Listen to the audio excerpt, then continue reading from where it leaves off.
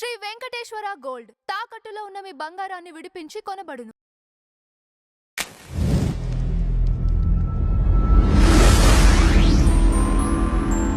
ఈ టాపిక్ జరిగిన తర్వాత కొంతమంది వీళ్ళు హౌస్ వైఫ్ వీళ్ళు ఉంటారు కదా, వాళ్ళు కూడా సెల్ఫీ వీడియోలు పెట్టి చెప్తున్నారు. అవును, వాళ్ళు కూడా అవును, వాళ్ళు అసలు బయటికి రారు. ఆ రాని వ్యక్తులు కూడా బయటకు వచ్చి చెప్తున్నారు, రెస్పాండ్ అవుతున్నారండి. నిజంగా నిజంగా వాళ్ళు చాలా చాలా. ఇప్పుడు ఏమండి, ఇప్పుడు ఈ విషయం ఎందుకు రైజ్ చేశాడు శివాజీ అంటే వాస్తవమైన దుగ్ధ అది. అంటే మీకు ఏదో జరిగిపోతుందేమో అని భయానికి చెప్పాడే తప్ప తన ఏదో గొప్ప పొందడానికి కాదండి. అంతే కదా, ఏం లాభం ఆయనకి? ఏముందండి పాపం, ఏమీ లేదు. నిజమే, ఆడపిల్ల బయటకు అమ్మ జాగ్రత్త అమ్మా నేను చెప్పనండి.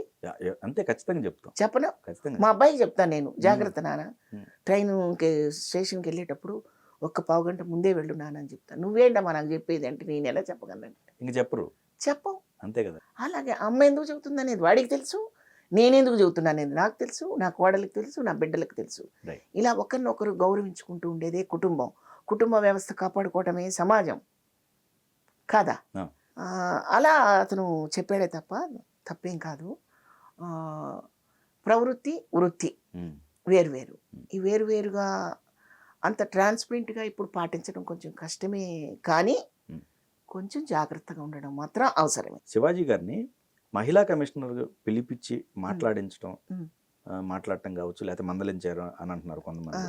సో దానిపైన మీ స్పందన? అంటే తన డ్యూటీ తను చేశారండి. ఓకే, మేడం గారు తన ఉన్న సీట్లో తన పోస్ట్ని తను నిర్వర్తించారు. ఓకే, అంటే మీకు నేను కంప్లైంట్ ఇచ్చినప్పుడు నేను పిలిచి అడగాల్సిన బాధ్యత అయితే ఉంది కదండి. అదే అంతే అడిగారు తప్ప నిందితుడిగా అట్లా ఏమి అడగలేదు ఆమె కూడా. ఓకే, అంటే మీ సెలబ్రిటీసే ఇది ఒక పెద్ద విషయంలాగా హైలైట్ చేసినప్పుడు ఇంకోటి కూడా మాట్లాడతారు కదా అని ఆ సమయానికి చెప్పాల్సింది చెప్పి పంపించారే కానీ నీకేదో కఠిన శిక్ష పడుతుంది నువ్వు ఇలా చేయొద్దు అనడానికి ఆ అంతరాత్మకు కూడా తెలుసు కదండి జరిగిందేదో. అవును, నేను అనుకోవటం అంతవరకే. ఓకే, అయితే అక్కడ దాకా తీసుకెళ్లే విషయం కాదని మాత్రం నేను చెప్పగలను. ఓకే, అదే ఈయన అక్కడ దాకా పిలిపించాల్సిన అవసరం లేదు. ఓకే, లేదు. మరి పిలిపించారు కదా అంటే పిలిపించారు, అక్కడ దాకా వెళ్ళింది కాబట్టి మరి పోలీస్ కంప్లైంట్ ఇచ్చారండి. నా ఇంట్లోకి నెక్లెస్ పోయిందని పోలీస్ కంప్లైంట్ ఇచ్చాను ఎవరో ఒక వ్యక్తి మీద, వాళ్ళు రెస్పాండ్ అవుతారు కదా, అలాగే రెస్పాండ్ అయ్యారు. అంతే తప్పితే అలా పిలిచినంత మాత్రాన శివాజీ కిరీటం పడిపోయిందని అనుకోక్కర్లేదు. శివాజీ వ్యక్తిత్వాన్ని ప్రస్ఫుటంగా వ్యక్తపరుచుకున్నాడు, గ్రేట్, తప్పేం కాదు. ఎంత జరుగుతుంటే లేడీస్ తో పాటుగా జెంట్స్ కూడా బయటకు వచ్చి మాట్లాడాలి కదండి, మరి ఎందుకు స్పందన ఎందుకు కరువైంది అనిపిస్తుంది? ఎక్కువ స్పందన లేదు. ఓకే, హీరోలు కావచ్చు, లేకపోతే ఇంకా చాలా మంది ఉన్నారు. సైలెన్స్ స్పందన అనుకోండి. సైలెన్సేనా? ఎస్. అంటే ఎటువైపు ఉన్నారు వాళ్ళు? మౌనం అంగీకారం అని మీకు తెలుసు కదండి. అంటే ఇప్పుడు రెండు నడుస్తున్నాయి కదా, ఒకళ్ళు వ్యతిరేకంగా ఎవరు రాలేదు కదండి.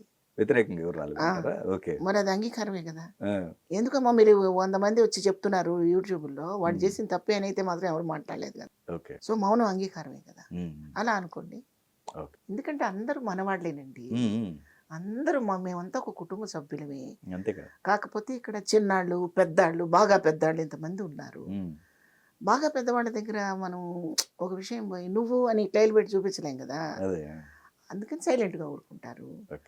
పెద్దవాళ్ళ దగ్గరికి వెళ్ళి మా పెదనాన్న దగ్గరికి వెళ్ళి నేను ఏం మాట్లాడతాను, పెదనాన్నకి తెలుసు కదా అని ఊరుకుంటుంటాను చూడండి మన ఇళ్లలో. అలా సైలెంట్గా ఊరుకుంటారే తప్పితే మౌనంగా ఊరుకున్న వాళ్ళందరూ ఆ విషయానికే మోటివేట్ చేశారని మీరు అనుకోక్కర్లేదు.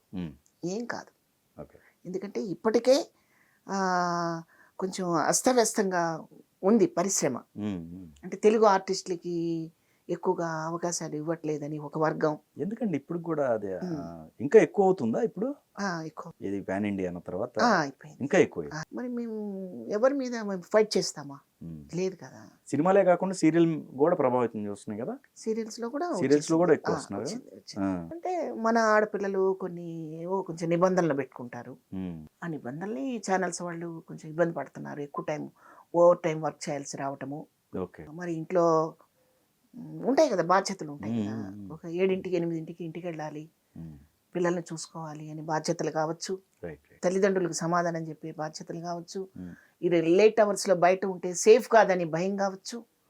ఈ భయాలన్నిటితోటి ఎర్లీగా వెళ్ళిపోవాలని ఉంటాయి. రైట్. నాలాంటి వాళ్ళు అలసిపోయి లేదనైనా నేను 6 గంటల వరకు పని చేస్తాను అంటే, లేదు లేదు మనకు 12 గంటల దాకా పని చేస్తేనే కావాలని ప్రొడ్యూసర్ అనుకోవచ్చు. ఇలా రకరకాల నేపథ్యాలతో జరుగుతున్న స్ట్రగుల్ ఇది ఓకే. ఉంది, అన్ని చోట్ల ఉంది. అదే. అది ఇంకా మేము కాస్త కూస్త వర్క్ చేసుకుంటూ మేము కూడా ఉన్నామని తెలియజేసుకుంటున్నాను. చాలా గర్వపడుతున్నాను అంజీ గారు.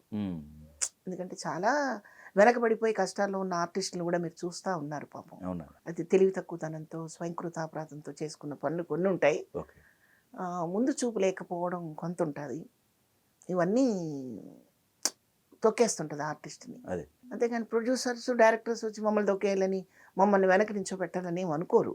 రైట్. ఇది బిజినెస్ కదండి. అవును. మరి కోట్లు ఖర్చు పెట్టి తీసేటప్పుడు వాళ్ళ తాపత్రయం ఏదో వాళ్ళకు ఉంటుంది. అయితే చిన్న మోరల్ మా పట్ల కూడా ఇంకా ఇండస్ట్రీని నమ్ముకొని ఆ కళం తల్లి కొంగు పట్టుకొని అలా ఎదురు చూసుకుంటూ కూర్చున్నారు కదా, వాళ్ళకు కూడా పిలిచి కాస్త ఒక చిన్న స్థానం ఇద్దామని వాళ్ళు అనుకుంటే ఎప్పుడూ అది స్వాగతించే విషయమే కాబట్టి, సంతోషించే విషయమే కాబట్టి మేము ఎప్పుడూ ఎదురు చూస్తూనే ఉంటాం. చేయగలిగిన స్టామినా ఉంది కనుక. అదే. అది